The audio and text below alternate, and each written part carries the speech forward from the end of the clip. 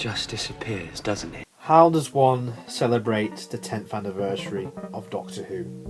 Well, by bringing back the first two incarnations to team up with the then current one, John Pertwee as the third Doctor. There's one problem though. This is technically more like the 9th anniversary. Look at the dates. The Time Warrior was broadcast closer to Doctor Who's actual 10th anniversary, but hey ho, let's all just ignore all of that, because we can all agree that the Three Doctors is a celebration of the first 10 years of Doctor Who, complete with witty dialogue. Oh, I can see you've been doing the TARDIS up a bit. I don't like it. Technobabble. Swallowed a bit of the surrounding matter as well. Rather like taking a pill with a swig of water. An OTT villain. You dare threaten to destroy me? And some shit special effects. I mean, Jesus Christ. This really is the full package for us Whovians, isn't it? You think I'm joking, don't you? But I'm deadly serious. Yes, you could argue that this story is not all that, and it's not the be-all and end-all for the show's 10th anniversary, and that it isn't the best Third Doctor story. I mean, just look at other stories like Inferno or the Sea Devils from earlier on in this era. This isn't flawless, but god damn, I will defend it to my last breath. I love the Three Doctors. In this story, a blob... No, not that one.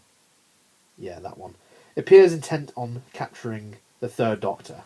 Oh, and those Time Lords are in trouble again, and they need the Doctor's help because, of course they fucking do.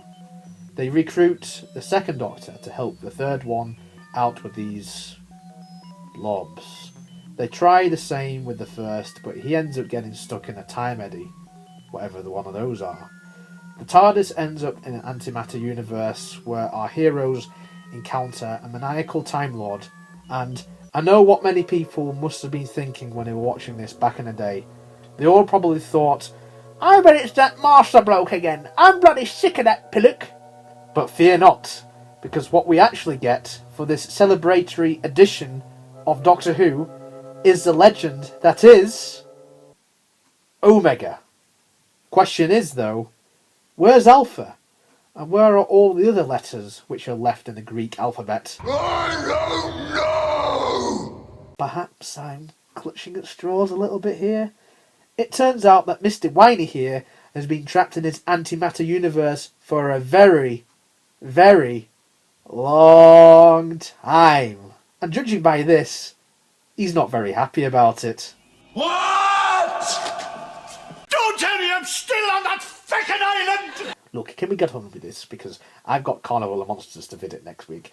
I get to see giant hen puppets and a weird guy. Yeah. After Omega tries to be a dick to all the Doctors, fighting him in his mind, the Doctors manage to defeat him, and we never see him ever again. Ever. Oh. Shit. Look how they massacred my boy.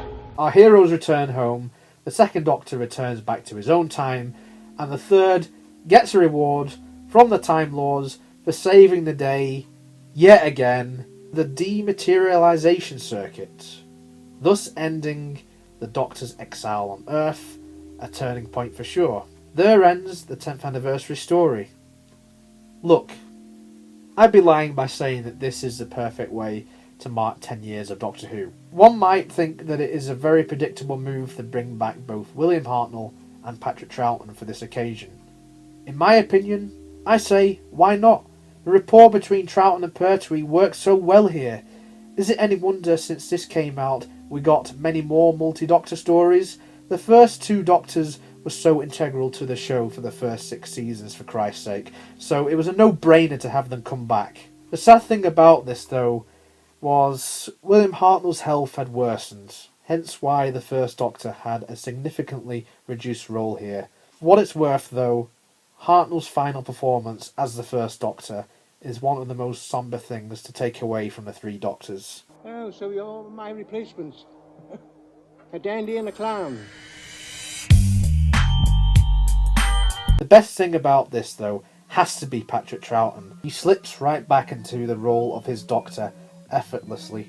He steals every scene he's in, and I did hear that Jon Pertwee did have a few words about that.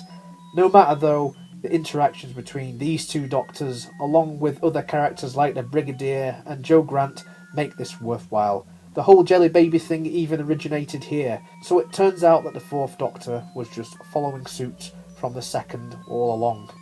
Who knew? While I can argue that the limelight was taken away slightly from the third Doctor here, I still think that Jon Pertwee shines as ever.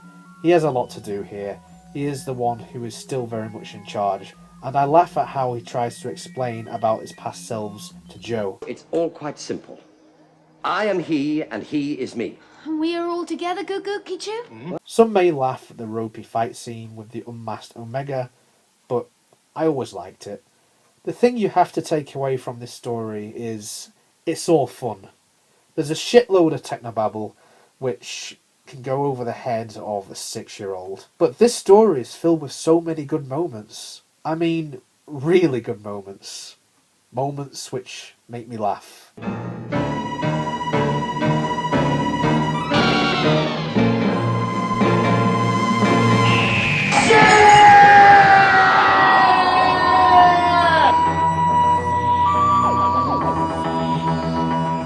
Did I mention I love this story? Yeah, the Gel Guards are nowhere near the threat level of many other monsters, but it is Omega who is the real baddie here. Yes, he is over the top, but I think he has his reasons.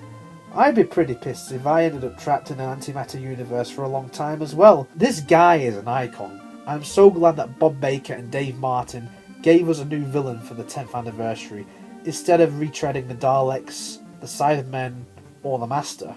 Some might go into this 4-part story expecting something as epic as you see in the new series, and then end up coming out of it going, oh, is that it then? But I, for one, have always appreciated the 3 Doctors. It could have had more in there. Jamie McCrimmon was meant to feature, but Fraser Hines had other commitments on that shit soap opera set in some farm in Yorkshire that encounters plane crashes and fucking tornadoes every other week. We could have had more stuff to tie in with the first Doctor era, but what we got is what we got.